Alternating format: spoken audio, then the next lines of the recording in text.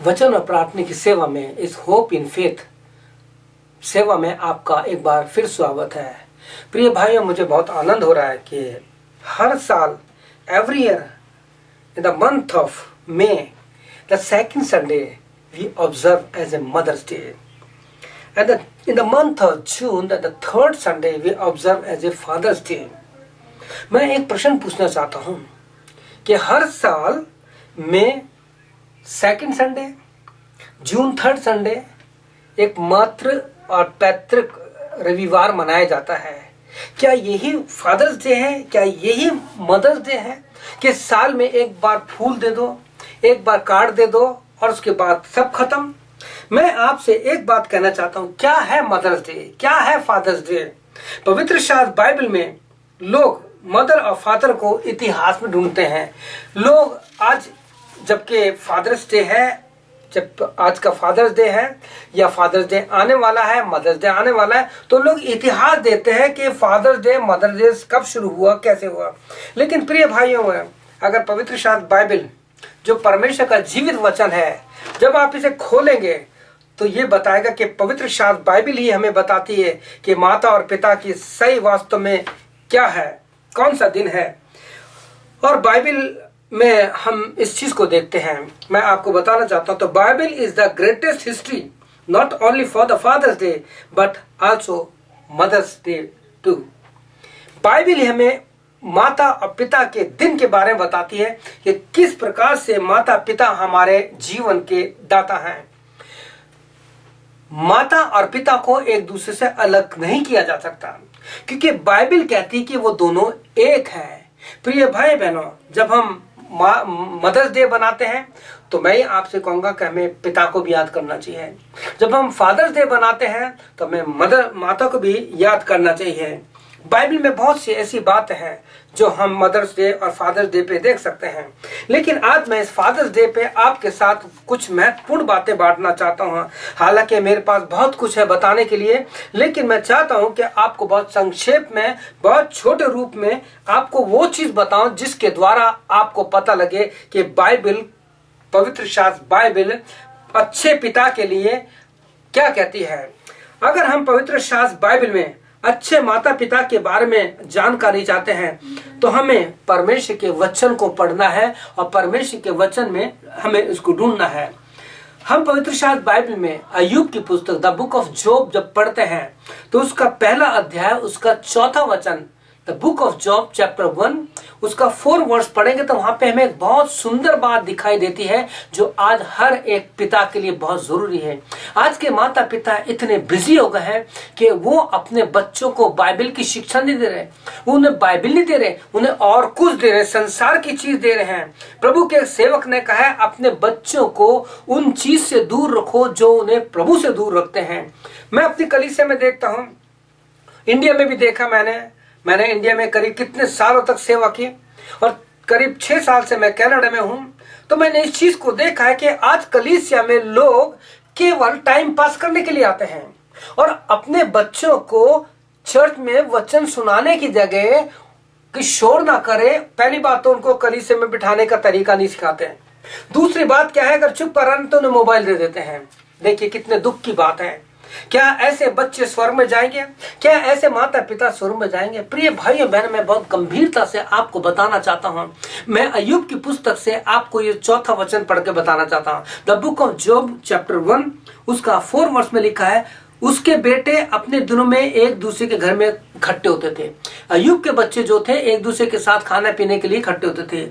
और तब क्या होता था कि 5वें वचन में लिखा है कि जब वो सब अपने अपने घर चले जाते थे, खाना खत्म हो जाता था, तब परमेश्वर का दास अय्यूब, जब वो जनवार के दिन पूरे हो जाते थे तब अय्यूब उन्हें फिर बुलाता था, उन्हें पवित्र करता था और बड़ी भोर को उठ करके, यानी उनको इकट्ठा करके उनके लिए पश्चाताप की प्रार्थना करता था। और बड़ी सुबह लिखा है कि बड़ी भोर, अर्ली इन द मॉर्निंग वो उठता था और हर एक बच्चे के लिए, पाप क्षमा के लिए, वो परमेश्वर के लिए प्रार्थना करता था। आज आप और हम अपने बच्चों के लिए क्या कर रहे हैं? हमारे पास टाइम ही नहीं है। आज बहुत से जगहों में ऐसा है कि जब पापा जो है, पिताजी, फादर जिसे बोलते हैं, वो सुबह चला जाता है नौकरी पे तो बच्चे सोते रहते हैं। जब फादर घर पे आते हैं तो बच्चे सोते रहते हैं, रात हो जाती है। जब बच्चों का टाइम होता तो मम्मी चली जाती है। ऐसा सिलसिला चल गया कि आज कलीसिया में आत्मिकता का वातावरण बिल्कुल नहीं है। और जब आज के लोगों को सिखाया जाता है तो वो कहते हैं, वो मानना नहीं चाहते हैं। लेकिन एक बात मैं आपको और सुंदर बताना चाहता हूं, जो आपको मिलेगा दूसरा शमूएल उसका 12 अध्याय 20 वचन में, 2 शमूएल चैप्टर 12 उसका 20वां वचन। वैसे तो 20 और 21 वचन को पढ़ेंगे सारी चीज, लेकिन आप ये 12 चैप्टर जरूर पढ़िए, जहाँ पे किस प्रकार से जब दाऊद को परमेश्वर ने बेटा दिया जो परमेश्वर की इच्छा के अनुसार नहीं हुआ था, वो आप सब पढ़िए। वो मेरा विषय नहीं है, क्योंकि उस पर अलग बात है। लेकिन जो खास बात वहां हम पाते हैं कि जब तक जो बच्चा परमेश्वर ने बैतशेबा से इसको दिया था, वो लिखा कि परमेश्वर के द्वारा मारा हुआ यानी बीमार पैदा हुआ। और लिखा है कि दाऊद उसके लिए बराबर उपवास और प्रार्थना करता रहा। और जब देखते हैं कि वो बच्चा दुनिया से चला गया और उसने उसके खाना खाया, रोटी खाया, अपना नहाया धोया, तो उसके जो लोग थे, उसके साथ के पास के लोग थे, मैं आपको समझाने के लिए बोल रहा हूं कि जो उसके आसपास के लोग थे, जो उसके मंत्री लोग थे, उन्होंने उससे कहा कि जब तक वो बच्चा जीवित था आपने उपवास किया, प्रार्थना की। तो देखिए आज पिता की रिस्पॉन्सिबिलिटी क्या है। क्या ये जो निश्चय दाऊद के पास था आज हर एक पिता के पास है? क्या आपके पास है? प्रिय भाई और बहनों, मैं अपने एक बेटी के लिए दिन और रात प्रार्थना करता हूं, क्योंकि मैं चाहता हूं, जैसे मैंने पिछले आपको एपिसोड में सुना होगा कि धन्य कौन है, किस प्रकार से आनंद, गुड न्यूज क्या है बताया था कि जो परमेश्वर के बेटे और बेटियां हैं वो परमेश्वर के राज्य में हो गए। वहां जब हम सब एक साथ रहते हैं प्रभु के वचन के अनुसार, तो लिखा हम स्वर्ग में आनंद मनाते हैं, स्वर्ग में आनंद मनाया जाता है। तब देखिए दाऊद ने क्या कहा, 22वां वचन में पढ़ता हूं। उसने उत्तर दिया कि जब तक बच्चा जीवित रहा तब तक मैं ये सोचकर उपवास करता रहा, प्रार्थना करता रहा और रोता रहा। हमें अपने बच्चों के लिए आंसू बहाने, क्योंकि दिन बहुत बुरे हैं, समय बदल चुका है, बहुत हालत खराब हो चुके हैं। आप अपने बच्चों को कुछ सिखाएंगे तो वो सीखेंगे नहीं, लेकिन आपको और मुझे अपने बच्चों के सामने एक आदर्श रखना है कि हम अपने जीवन के द्वारा बच्चों को क्या दे रहे हैं। सवाल ये था, what we are giving to our children. आज हर एक के बच्चे के हाथ में मोबाइल चर्च के अंदर पाया जाता है, लेकिन उनके हाथ में बाइबल नहीं पाई जाती। साल में एक बार VBS कर लिया, हा हुल्ला हुआ, खत्म हो गया, उसके बाद सब खत्म है। लेकिन हमारे माता पिता की रिस्पॉन्सिबिलिटी है, एक पिता की रिस्पॉन्सिबिलिटी है। एक पिता का सबसे बड़ा अनुभव वो क्या कहता है, वो कहता है कि मैं रोता रहा, क्या जाने परमेश्वर मुझ पर ऐसा न कर के बच्चा जीवित रहे। जब तक आपके और मेरे बच्चे जीवित हैं, हमें इनके लिए डे एंड नाइट प्रार्थना करनी है, हमें इनके लिए उपवास करना है। परंतु वो मर गया, खास बात, अब वो मर गया, फिर मैं उपवास क्यों करूं? क्योंकि मैं उसे वापस लेकर नहीं आ सकता। That child will not come to me. I cannot bring him back again. I shall go to him, but he will not come to me.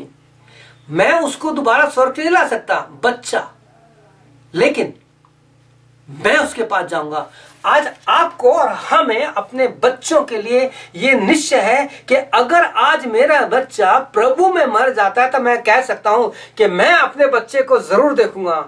आज के माता ही पिता आत्मिक नहीं है तो बच्चे कहां से आत्मिक होंगे? प्रिय भाई और बहनों, बहुत गंभीर बात है। आज के दिन में हमें अपने आप को देखना है, अपने बच्चों के लिए प्रभु यीशु मसीह में प्रार्थना करनी है। मैं एक वचन और पढ़ना चाहता हूं जो मत्ती 6 अध्याय, मैथ्यू 6 चैप्टर 19 and 20 वर्ष में प्रभु यीशु ने कहा कि पृथ्वी पर अपने लिए धन इकट्ठा ना करो जहां कीड़े और काई खाते हैं। आप जानते हैं अय्यूब के बच्चे जो मर गए थे, शैतान ने खत्म कर दिया था।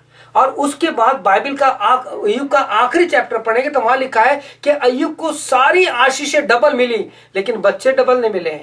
उसको जितने मरे थे उतने ही दोबारा मिले, जितने प्रभु के पास चले गए थे उतने जमीन पे दिए। और हम देखते हैं कि अय्यूब के इस विश्वास के अनुसार उसे पता था कि I know whom I believe, one day he will stand on this earth, I will see him, मैं उसे देखूंगा। प्रिय भाई और बहनों, हमें जो हमारे बच्चे धन है इस पृथ्वी पर है, हमें उन्हें उस स्वर्ग के लिए तैयार करना है। क्योंकि आपकी जितनी भी प्रॉपर्टी है, आपका मकान है, आपका सोना है, चांदी है, जो कुछ भी है, रुपया है, सब यहाँ पे खत्म हो जाएगा।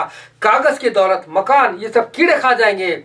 लेकिन प्रिय भाइयों, हमारा जो मट्टी का घर है, हमारे जो बच्चे हैं, हमें जब मट्टी में गाड़ा जाएगा उसे भी कीड़े खा जाएंगे। लेकिन आत्मिक जो हमारा इनर मैन है, इनर स्पिरिचुअल जो पर्सनैलिटी है, वही स्वर्ग में जाएगी। क्या आज हमें विश्वास है कि हम अपने बच्चों के साथ, अपने माता पिता के साथ, अपने लोगों के साथ स्वर्ग में जीवन बिताएंगे? अगर ऐसा है तब तो फादर्स डे ठीक है, नहीं तो प्रियो, एक साल में एक बार पिता को गुलाब का फूल दे देना, माँ को गुलाब का फूल दे देना, कार्ड गिफ्ट दे देना, इट्स नॉट इनफ। मेरे माँ बाप नहीं है, मेरे माता पिता नहीं है, मेरे लिए मदर्स डे, फादर्स डे नहीं है। लेकिन मैं उन सब के लिए जिनके माता पिता हैं, मैं आपसे कहना चाहता हूँ, अगर आपके माता पिता हैं तो you are a very blessed person. उनकी आशीष ले लीजिए, उनसे आशीर्वाद ले लीजिए, ताकि प्रभु के साथ आप राज करें।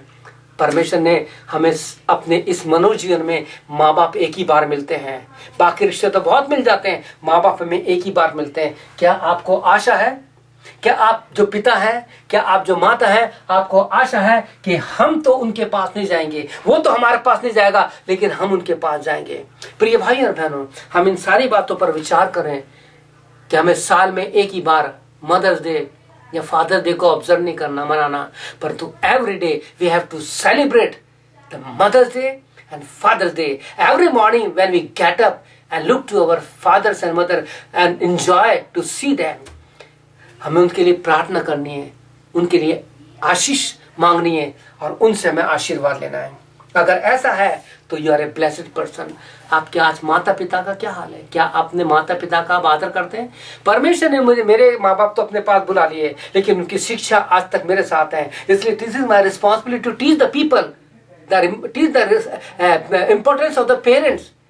मुझे आज भी अपने माता पिता याद आते हैं, लेकिन धन्यवाद देता हूँ उस माता और पिता की शिक्षा के कारण मुझे इस साल के 30 अप्रैल 2014 में मुझे 34 इयर्स प्रभु की सेवा में हो गए हैं। आई प्रेज गॉड, धन्यवाद देता हूँ। जैसे मेरे माता पिता के द्वारा आज मैं खड़ा हूँ, आपके द्वारा आपके बच्चे इस संसार के लिए खड़े हो जाएं, ताकि संसार को वो सुसमाचार दें।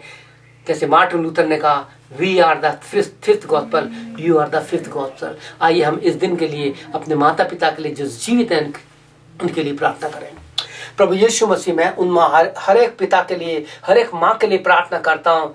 प्रभु यीशु, आप हर एक माँ और पिता को आशीष दीजिए और खास उन बच्चों को आशीष दीजिए, बुद्धि ज्ञान दीजिए कि अपने माता पिता का आदर करें। जो कुछ माता पिता उनको समझाते हैं तेरे वचन से, प्रभु वो तेरे वचन को सुनने वाले बन सके, ताकि प्रभु तेरे वचन में जैसे लिखा है कि परमेश्वर, मैंने तेरे वचन को अपने हृदय में रख छोड़ा है, तेरे विरुद्ध में पाप नहीं करो। प्रभु जी, साम 119 और 11 वर्ष बच्चों के दिमाग में घुस जाए, कुलूसियों 3:16 उनके दिमाग में आ जाए, कि जैसे वचन कहता है कि परमेश्वर के वचन को अपने हृदय में अधिकाई से बसने दो। प्रभु यीशु, हम आपसे प्रार्थना करते हैं, हर एक बच्चे को जो मदर्स डे बनाते हैं, जिन्होंने पिछले महीने 11 तारीख को बनाया, अब जो इस 15 तारीख को फादर्स डे बनाएंगे, उन बच्चों को आप प्रभु अपनी आत्मा के द्वारा उकाई कीजिए कि फादर्स डे की इंपॉर्टेंस क्या है, मम्मी डैडी क्या है। सारी महिमा तुझे देते हैं। प्रार्थना हमारे प्रभु उद्धार करता यीशु मसीह के नाम से मांगते हैं, आमीन। मैं हर एक बच्चे के लिए ही प्रार्थना करता हूँ कि अपने माता पिता को प्यार करो, उनका आदर करो, उनसे आशीष ले लो। May God bless you. इस फादर्स डे पे आप माता पिता की वो आशीष जो स्वर्ग में ली जाएगी, वो लेने के लिए आप कोशिश करें। संसार की आशीष स्वर्ग में नहीं जाएगी। प्रभु आपको आशीष दे। May God bless you. आमीन और फिर आमीन।